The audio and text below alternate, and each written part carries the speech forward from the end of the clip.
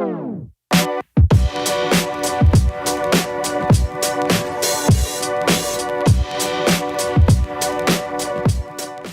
galera, beleza? E aí, tudo bom? Voltamos com mais um vídeo. Isso aí. Terça-feira, videozinho novo. Isso aí. Hoje nós vamos então de Jonathan Leeman. Isso aí. Se você conhece o Ministério 9 Marcas, Nice. né, de Mark Dever, você já deve ter ouvido falar aí de Jonathan Leeman, né? Isso aí. Até aqui, ó, esse é um do livro das 7, que já não tem mais 9, já tem umas 40 marcas. É que não faz parte das marcas isso aí, Não, né? Elas é. são um desdobramento de uma das marcas, né? Inclusive tem o... Na verdade a série 9 marcas tem mais de 9 já. Tem mais de 9. Inclusive tem o cantor lá que gravou um podcast com a gente, cara. Marco Salles. Nossa, esqueci. Marco Teles. Eu ia falar Salles, ó. O Marco Teles tá aqui no card aí, se você não ouviu esse podcast. Ele lançou um livro que chama A Décima Marca. É a 10ª marca. E é justamente com alusão aqui, porque ele tá falando da música. Legal. A música como a 10ª marca de uma igreja saudável. Ele mandar o livro dele lá pro Mark Dever lá pra ele publicar nos Estados Unidos. Apesar de que nesse livro o Jonathan Leeman vai trabalhar a música também, né, Sim. como base aqui nas escrituras para fortalecer aí a saúde da igreja, né? Quem editou foi a Edições Vida Nova, já. Isso aí. O livro chama A Igreja Centrada, com destaque no centrada na palavra, né? Como as escrituras dão vida e crescimento ao povo de Deus. Cara, esse livro é sensacional. Sim. Mas antes de começar, não esqueceu de fazer o jabá. Se você gostar desse livro ou quiser nos ajudar, compre através do nosso link da Amazon, que é o www.dogrego.com/Amazon, né? Tá aqui passando aqui. Ou você pode entrar no nosso site, que é o dogrego.com, tem um banner lá, compre aqui, você clicando, você será direcionado para o site da Amazon. Comprando esse livro, outros livros e qualquer coisa na Amazon, você vai gerar uma comissão para nos ajudar a melhorar aqui o canal. É isso aí. Esse livro, ele se encaixaria aí, talvez, numa Hermenêutica, né? homilética, né? Mais precisamente, Porque ele vai falar sobre a questão de como pregar na igreja, ensinando esse... Como você vai ver aqui no sumário, não só pregar, né, Jean? Mas ele vai, o que o Leeman defende nesse livro, o que é fantástico, é que qualquer coisa que você vai fazer na igreja, seja a principal delas, que é a pregação das escrituras, se você vai orar, Sim. se você vai cantar, tudo tem que estar centrado na palavra. Isso tudo aí. precisa partir das escrituras. E isso é fundamental para uma igreja saudável. Bem legal mesmo aí. Então vamos aos detalhes aqui dessa obra. A capinha ela é bem simples. Né? É uma Bíblia aqui, um livro, né? E aqui aberto. tudo parte do centro, tá vendo? Do centro. Então faz sentido, né? Faz sentido aí. Legal. Esses designer aí, cara, deve ficar pensando muito, né? Prefácio aqui de Matt Chandler, né? Olha o Chandler. Olha o Chandler dos Friends. Então. Esse é o filho dele. Deve ser. Ele também tem livros escritos nessa série, viu? 9 marcas aí, você que conhece. E aqui, né, alguns endossos do livro, né? Sim. Claro que não poderia deixar de Mark Dever, né? Ó, tem do Jonas Madureira aqui, ó. Pois é, então. Ó, legal. Jonas Madureira, que hoje é o diretor, não sei se é o diretor ou o editor-chefe das Edições Vida Nova, né? Então, é isso aí, algumas indicações aqui. Livrinho pequeno, gente, 224 páginas. 224 páginas. Né? Ele, acho que tá aqui na próxima. Esse aqui, ó. Primeira edição de 2019. Rapaz, as coisas passam rápido, né? Passa, né, cara? Quando eu comprei esse livro aqui, tava mais ou menos na época que tinha lançado. Passa rápido. Ele foi escrito a princípio lá em 2011, parece que teve uma revisão, tá vendo? Em 2017. Acho que sim. Né? Aqui então uma dedicação. E aqui então nós temos o sumário. O sumário que é bem pequenininho. Isso, é dividido em três partes. E é bem legal. Uma introdução aqui, já. Uma coisa é necessária, né?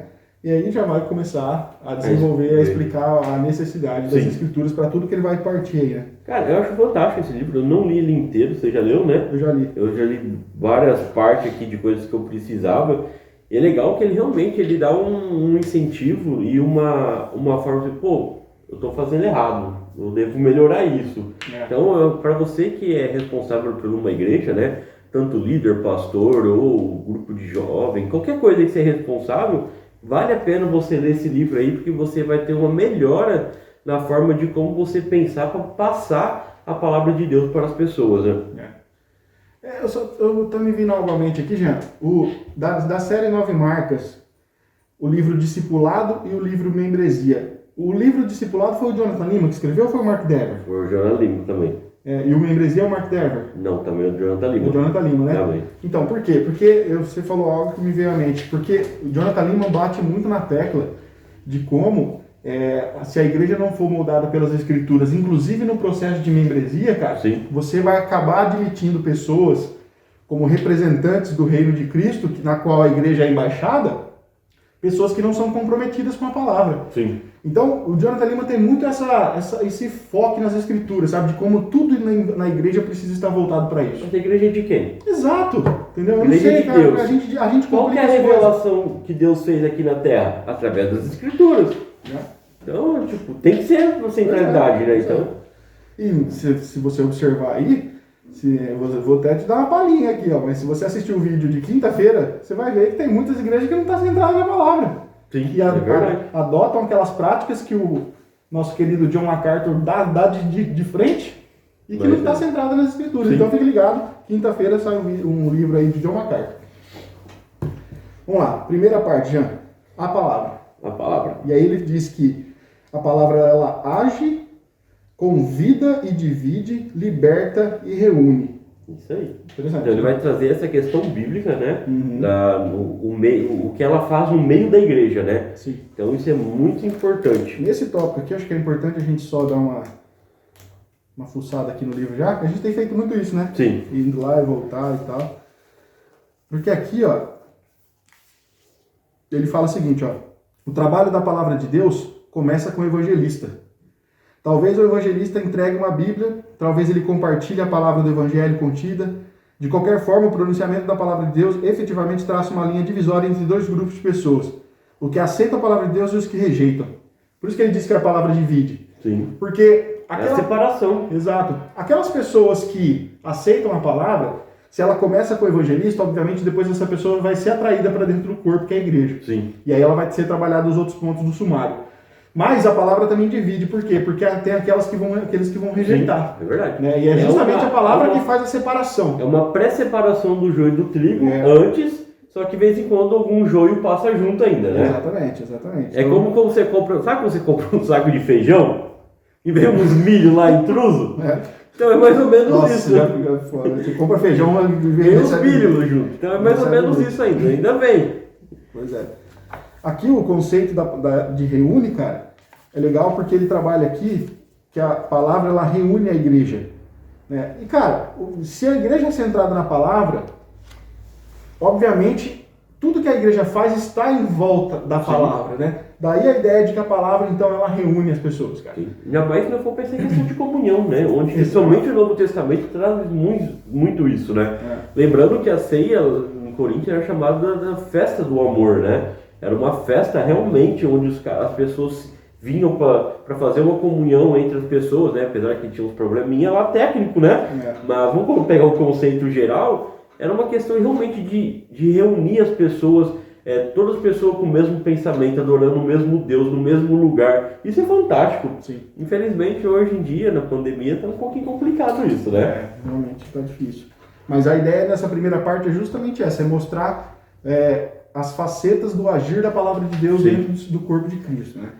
Então a segunda parte agora é o sermão, gente. Onde ele vai falar que o sermão ele expõe, anuncia e confronta. Isso é muito importante. Por quê? Quem ele vai expor? Os nossos pecados. Ele vai expor quem é Deus, ele vai expor quem é Jesus Cristo, o que ele fez por nós.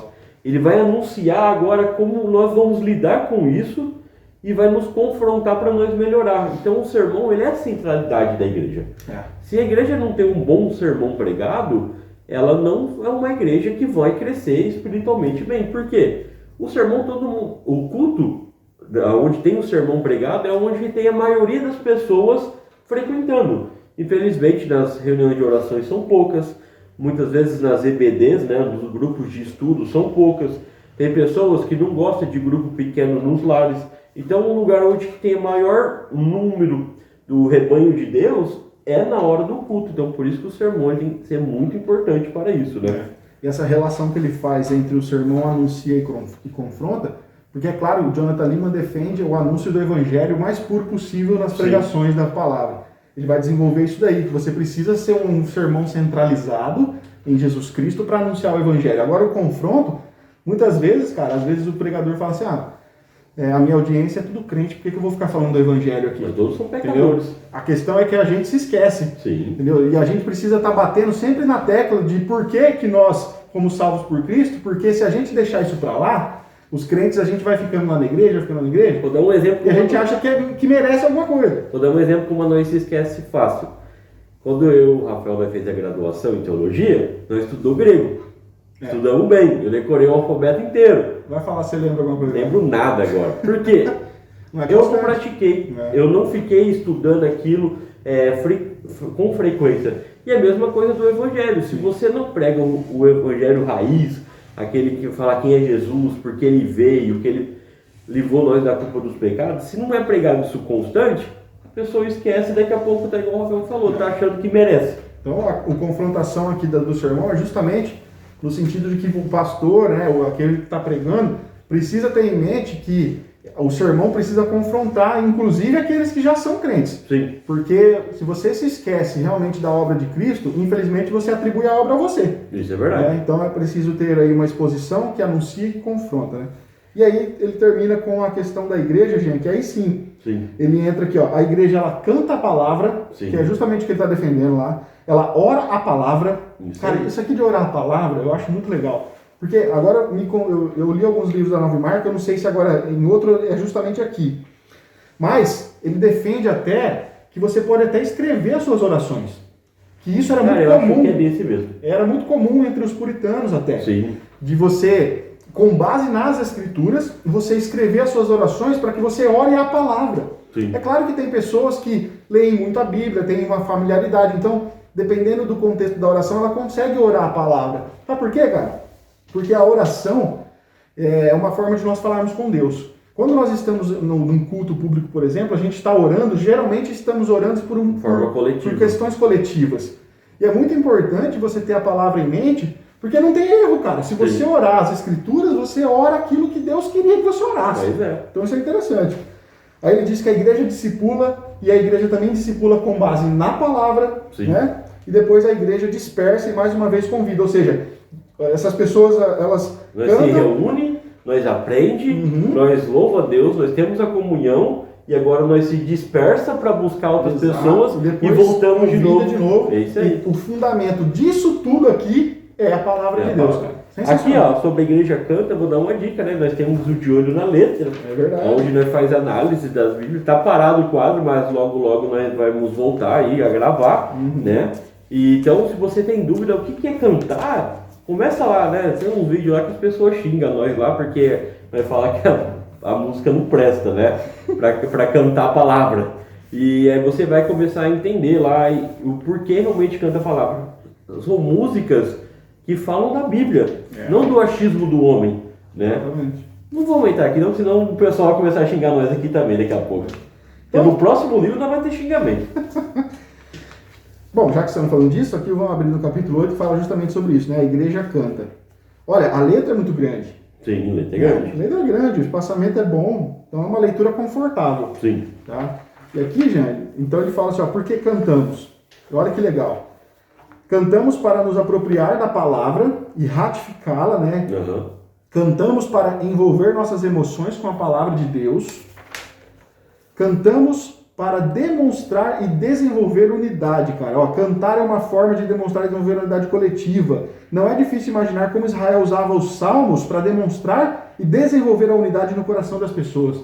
Então, não só a oração, o sermão, mas até o cantar as escrituras tem um benefício espiritual para a igreja. Sim, com certeza. E é legal que os capítulos estão divididos assim, né? Todos... o que eu mais gosto, eu não sei se é cada autor, mas a Vida Nova ela tem muito de divisão, cara. Tem um capricho, porque, cara, fica organizado a leitura. Tem uns livros que você cata o capítulo inteiro, assim, tem 40 páginas no capítulo e não tem uma divisão.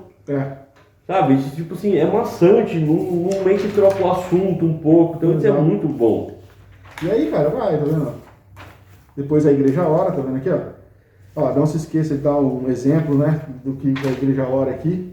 Bem legal. Ó, os cristãos devem orar por amor ao nome de Deus. Yeah. Os cristãos devem orar para que o governo de Deus seja estabelecido e a sua vontade seja feita na terra, nada mais do que o Pai Nosso, né? Sim. Que Jesus ensinou. Os cristãos devem orar segundo as prioridades da Escritura.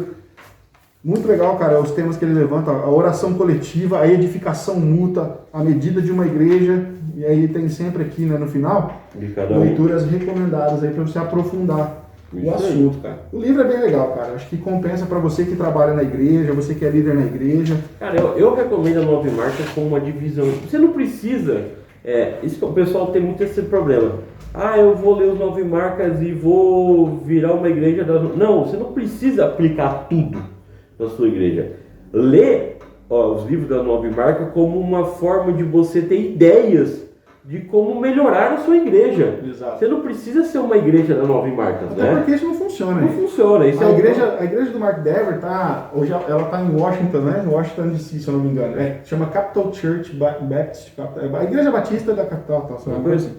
E, cara, a realidade da igreja dele nunca vai ser a sua aqui no Brasil.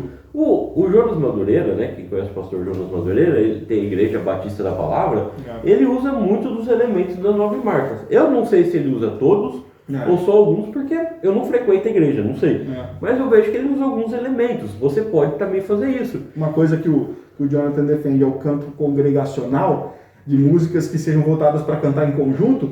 Isso foi adotado pelo Jonas Madureira na igreja dele. Que é uma coisa que, se você pesquisar no YouTube aí a igreja do Mark Dever, você vai ver que isso acontecendo. É um violãozinho, talvez um piano, e aí a igreja cantando, cara. É coisa maravilhosa. Enquanto em algumas igrejas tem um ministério de louvor, que o som está mais alto do que a voz da igreja, você não ouve a igreja cantar. Então fica mais uma apresentação do que um louvor mútuo, né, em conjunto. Então é defendida essa questão aqui. E como o Jean falou, você não precisa virar uma igreja, né, Usa conceitos. Pega os princípios. Né, e tenta aplicar, porque sem dúvida você vai melhorar a saúde da sua igreja. Então, se você quer saber sobre 9 marcas, você entra no site da Vida Nova, lá tem vários livros da 9 marcas, ou também na Editora Fiel, tem vários livros também da 9 marcas. Eles estão separados nesses dois coisas. Ou você se inscreve aí no canal, que a gente vai apresentar os livros. Vai apresentar, né? Todos eles que nós temos. Beleza, pessoal? Dá um like se você não deu, compartilha se não compartilhou. Como eu falei, se não está inscrito, está perdendo tempo. É isso aí. Porque quinta-feira tem um livro sangue no zóio. fogástico. Valeu, até quinta-feira então. Até mais.